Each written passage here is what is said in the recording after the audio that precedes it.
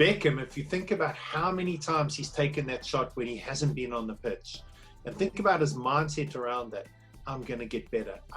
What he's developing there is such a powerful mindset and such a belief in himself, which is what a growth mindset can generate for you. And what that has done is that it's enabled him to practice and practice to such a level that it's just habitual. When he steps up, he knows exactly what's going to happen. It's his mental resiliency, his emotional resiliency is so high that all he's doing is he's executing something he knows. So welcome to the Success Mindset YouTube channel. We're joined again by our very good friend, Stephen Light. Welcome, Stephen. Thank you for joining us today. Pleasure, Damien. And Stephen is a global leadership expert and coach, and he's helped us on a number of these videos. And today, Stephen is talking to us about mindset and how to choose the mindset that we have to create opportunities. And I know this is an area that you know a huge amount about, Stephen. So first of all, for anyone that doesn't know what a mindset is or has maybe heard the word bandied about, what does it mean to you, and why is having why is developing your mindset important? Damien, everyone has different mindsets as they go through the day, and in my experience, most of them are on autopilot. You just accept that is my mindset. It's the way I am, and what it does is it drives everything in your life. So if we looked at a very basic definition, a mindset is a collection of thoughts, attitudes, beliefs, opinions that you have about someone or something, and it drives your behavior. So that is your mindset. And if you think about that, that is a collection of who you are as an individual.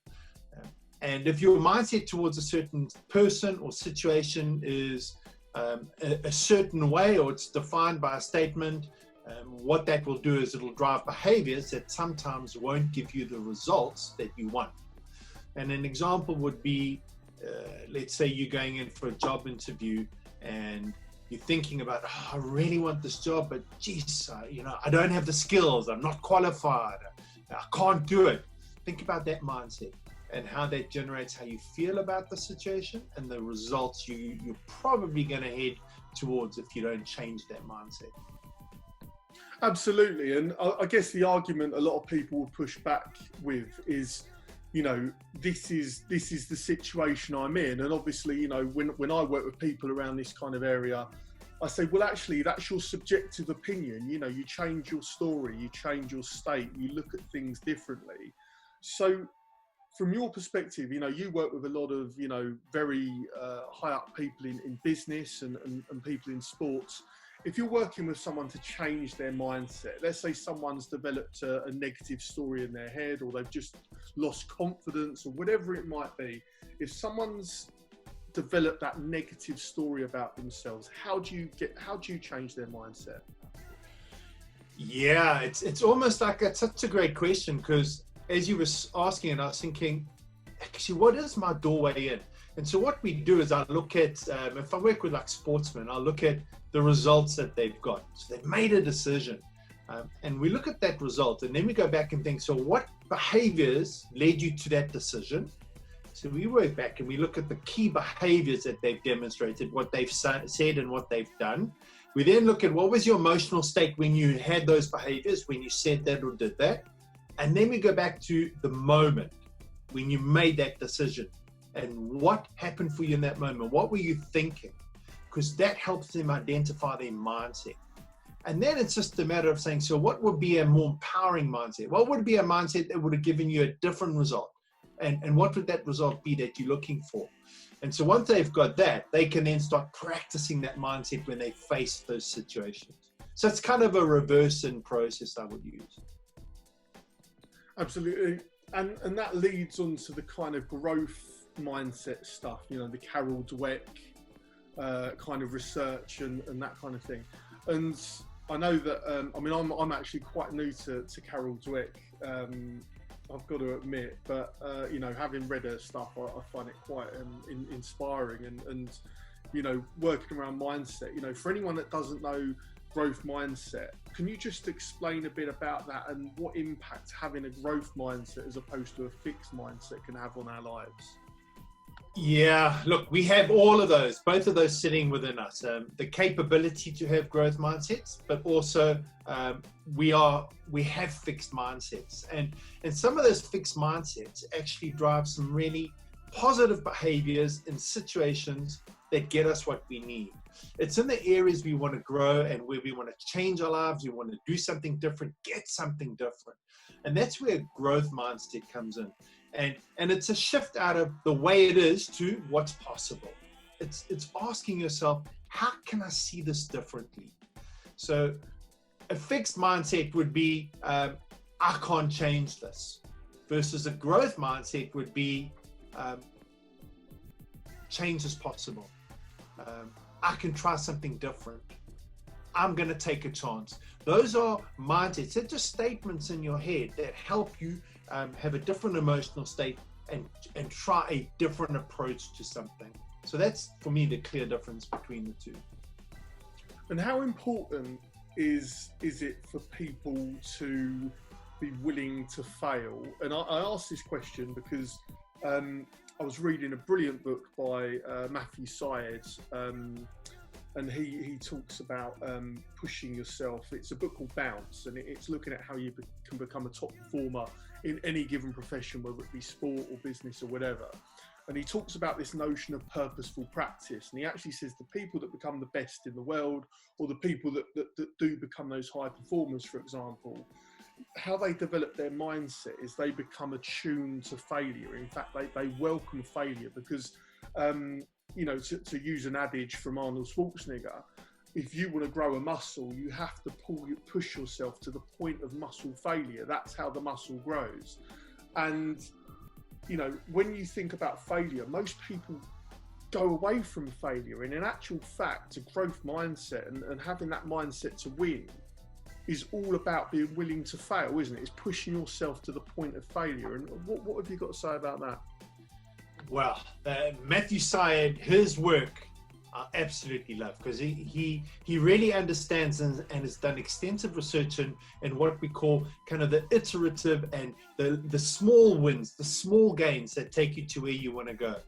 Now, a fixed mindset would frame failure as, I'm a loser, I can't do it, I've lost. And so, you know, they would actually then frame who they are as failure.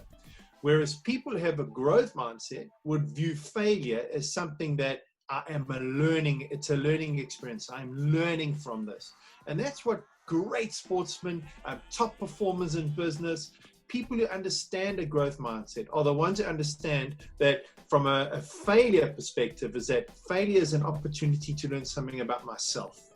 Because if I can recognize what part of me generated that failure, I can slowly change. And that's how I iteratively grow towards where I want to get to. So framing growth and fixed mindsets through failure is a brilliant example.